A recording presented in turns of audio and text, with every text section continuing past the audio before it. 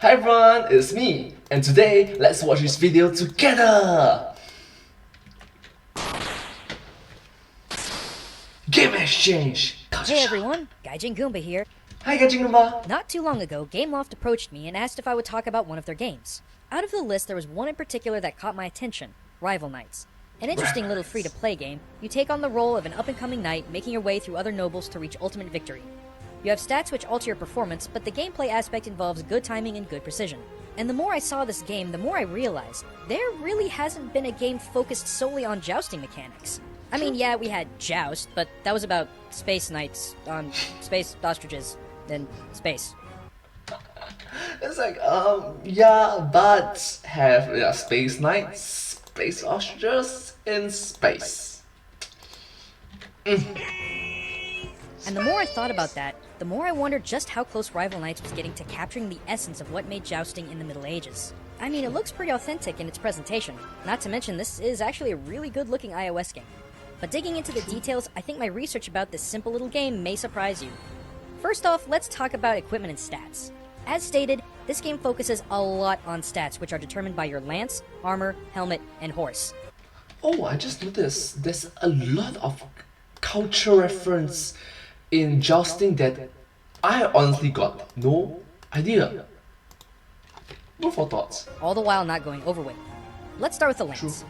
Imagine trying to carry a 14-foot log of wood in one hand while trying to control a horse while wearing 50 pounds of full plate armor.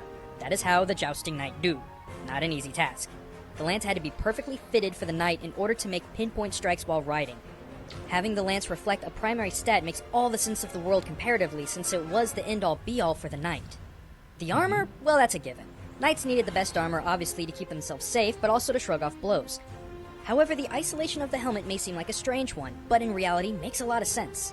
The strange shapes on different helmets that you see were not only there to give the knight a unique look, but also to shrug off any blows that would befall his head.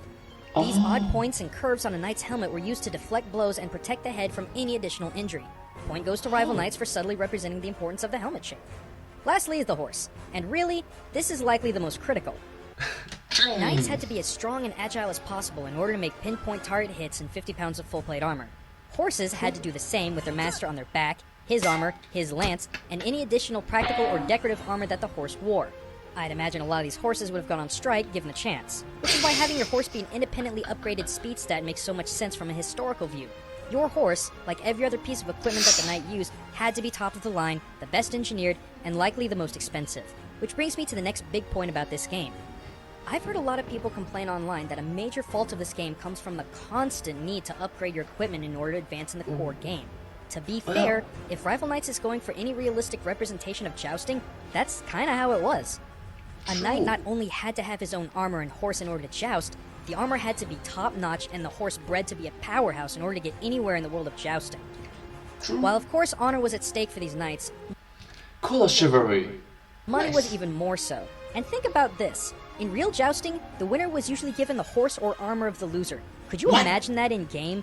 You play online, you do great, but after one little loss, you lose that super expensive horse or armor and have to start back at square one? Trust me, the money factor could have been a lot worse. Lastly, let's quickly talk about personal aesthetics and pride.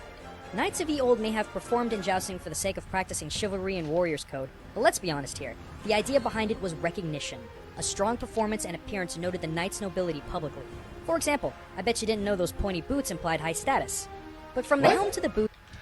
Oh, I see what you did there. Or overcompensating.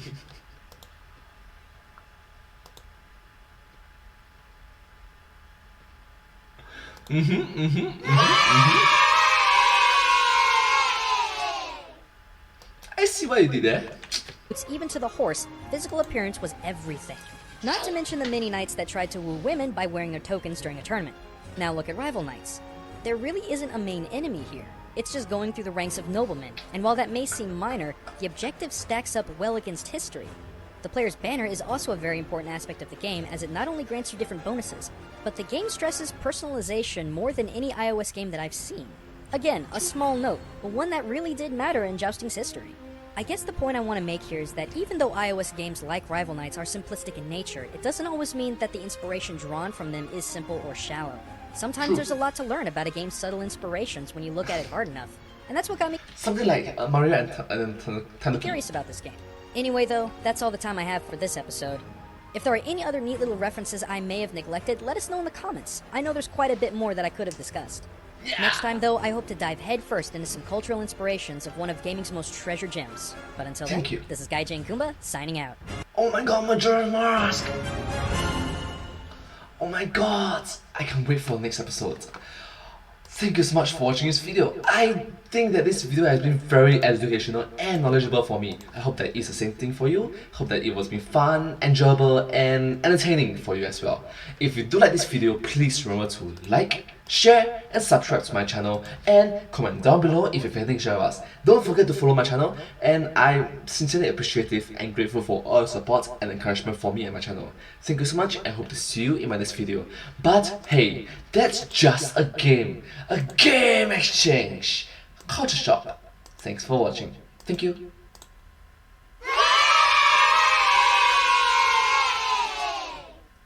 Subscribe.